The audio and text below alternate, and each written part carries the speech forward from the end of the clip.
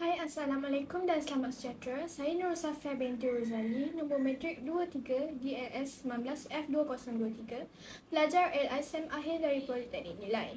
Saya akan berkongsikan pengalaman ketika saya menjalani latihan industri selama 20 minggu di Alpro Farmasi Sdn Bhd yang terletak di Bandar Sri Senayan, Senayan Tech Valley, Negeri Sembilan. Ini adalah akan saya kongsikan. Yang pertama sekali ialah pengenalan latihan industri. Kedua, latar belakang organisasi. Ketiga, visi, misi dan hala tuju organisasi. Keempat, Alpro One Click. Kelima, Warehouse and Distribution Department.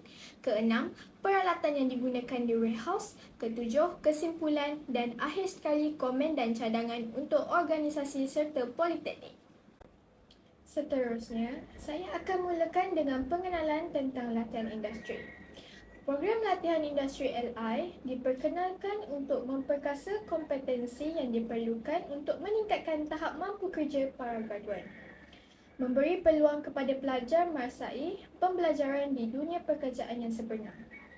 Tujuan sebenar latihan industri ini adalah bagi menyediakan para graduan yang akan menghadapi kerjaya dengan semangat penampilan profesionalisme yang tinggi. Melatih diri untuk lebih berkemampuan dan lebih bersedia ketika menghadapi kerjaya baru. Ini adalah latar belakang organisasi tempat saya menjalani latihan industri. Nama syarikat Alpro Farmasi Sdn Bhd. Ia ditubuhkan pada 1 Februari 2002 yang dahulunya hanyalah sebuah farmasi di bandar kecil Port Dickson. Namun kini, legasinya sudah berkembang pesat dan telah mempunyai lebih daripada 190 cawangan di dalam Malaysia. Dan pada tahun 2020, Alpro telah mengukuhkan statusnya dengan menubuhkan headquarter di Senayan Tech Valley yang terdiri daripada 3 sayap utama iaitu engagement, rantaian bekalan dan operasi. Seterusnya, visi, misi dan hala tuju organisasi. Visi Alpro ialah for a healthy and vibrant world. Misi pula to provide opportunities, help and guidance to anyone striving for a better life. We promise to provide professional services and to become a disease prevention and health improvement center. Seterusnya, Alpro Oaths. In Alpro, we are committed to fight for a healthy and vibrant world. We promise to provide professional service and help to anyone striving for a better life. Sebagai Alporians, kami adalah sebagai satu keluarga akan Yongshin Kaizen untuk mencapai matlamat dan impian kami. Alpro seeks to be genuine, be welcoming, be knowledgeable, be involved, be considerate, be Yongshin Kaizen. Syarikat Alpro mempunyai di mana ia menyediakan pelbagai barang keperluan untuk mereka yang memerlukan. Antara contoh kategori dan barangan yang dijual adalah barangan untuk mencegah COVID-19 dan contoh barangan adalah Icon Protective Surgical Mask, Handguard Hand Sanitizer dan COVID-19 Test Kit. Seterusnya, kategori Health Supplement, barangan yang dijual adalah BioLife Zinc Complex dan Berocca.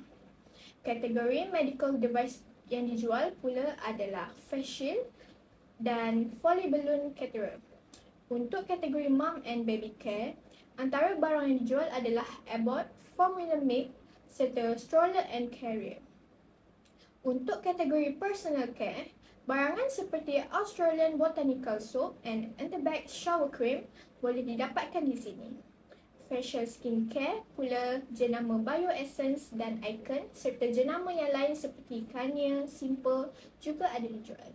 Seterusnya, kategori Support and Rehabilitation. Barang yang dijual adalah thermometer dan hospital mattress. Dan kategori akhir sekali adalah Lifestyle, barangan sport dan outdoor serta pregnancy dan fertility test juga boleh didapatkan di laman web Alpro One Click. Seterusnya, saya akan berkongsikan sedikit proses dan tugas di Warehouse and Distribution Department di syarikat Alpro Farmasi Sdn Bhd. Ia terbagi kepada 5 bahagian iaitu dimulakan dengan inbound. Inbound terbahagi kepada 3 bahagian iaitu inbound supplier di mana di sini mereka akan loading barang daripada load supplier mengikut masa yang telah ditetapkan.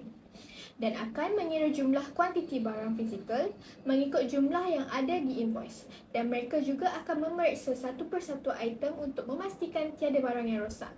Yang kedua adalah invoice receiving. Di sini mereka akan memeriksa PO receiving yang telah dimasukkan oleh invoice supplier dan perlu memastikan ia sama dengan perincian di dalam invoice. Perincian yang perlu diperiksa ialah jumlah kos, alamat penghantaran, nama pembekal, tarikh invoice, deskripsi barang dan kuantiti barang. Sekiranya ada item yang memerlukan barcode, barcode perlu dikeluarkan dan goods receiving note GRN mengikut kuantiti yang berada di invoice. Yang ketiga adalah inbound process center, di mana di sini item yang memerlukan barcode akan ditampal di sini sebelum dibawa masuk untuk disimpan ke store. Department yang seterusnya adalah inventory. Inventory terdiri daripada tiga, iaitu JF, ground floor, FF, first floor dan PR, production room. Di sini adalah tempat penyimpanan barang dan tempat picker, packer dan stagger melakukan tugas mereka. Tugas picker adalah mengutip barang yang dipesan oleh outlet. Tugas packer pula adalah packing barang-barang tersebut sebelum dihantar ke outlet. Dan tugas stagger pula mencari ruang kosong di gondola untuk bin-to-bin stok yang baru ke gondola. Seterusnya, Department Fulfillment. Di sini adalah tempat untuk mengutip order customer yang order melalui website, contohnya Upload One Click, Shopee dan Lazada. Order customer akan dikutip serta dipack di FFM. Di sini juga mempunyai 3 job scope, iaitu sebagai picker, packer dan stagger.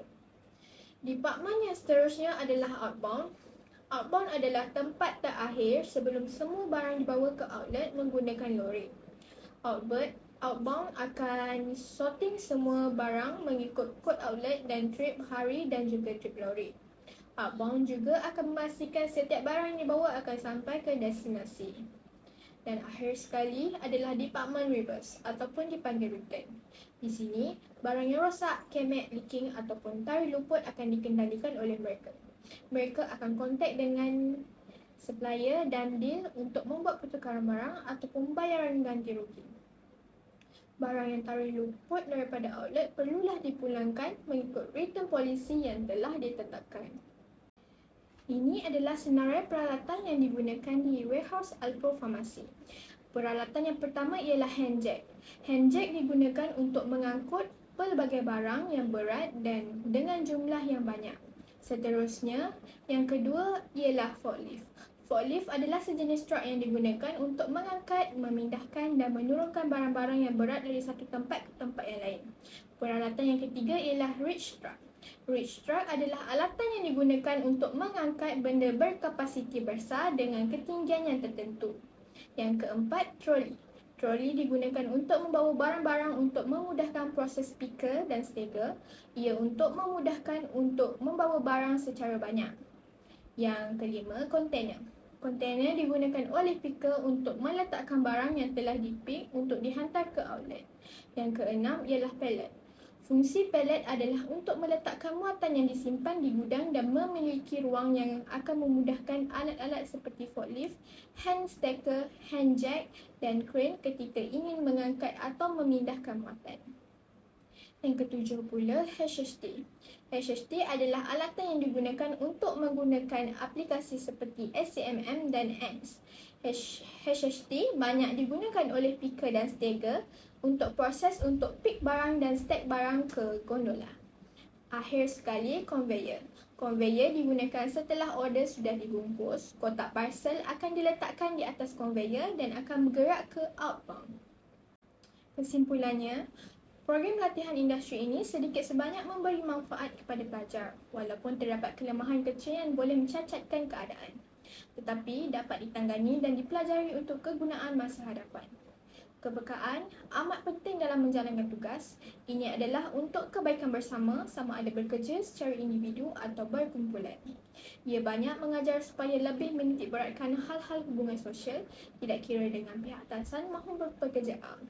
Dengan menjalani latihan ini, diharap segala pengalaman dan ilmu dapat digunakan apabila menceburi bidang kerjaya.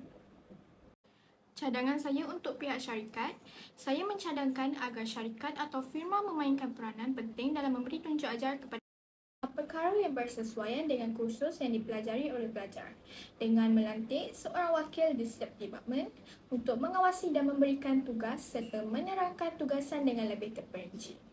Oleh yang demikian, pelajar akan sentiasa ada tugasan yang akan diberi untuk diselesaikan. Dan cadangan untuk pihak politeknik pula, pihak politeknik haruslah sentiasa berhubung dengan organisasi atau firma untuk mengikut perkembangan semasa para pelajar yang sedang menjalani latihan industri.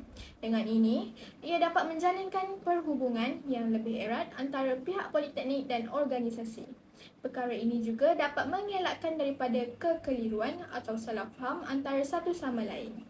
Sampai di sini saja perkongsian saya. Saya merakamkan jurutan terima kasih kepada pihak Alpro Farmasi Sdn Bhd serta unit latihan industri Politeknik Nilai Negeri Sembilan atas segala bantuan yang telah diberikan kepada saya sepanjang latihan industri ini dijalankan.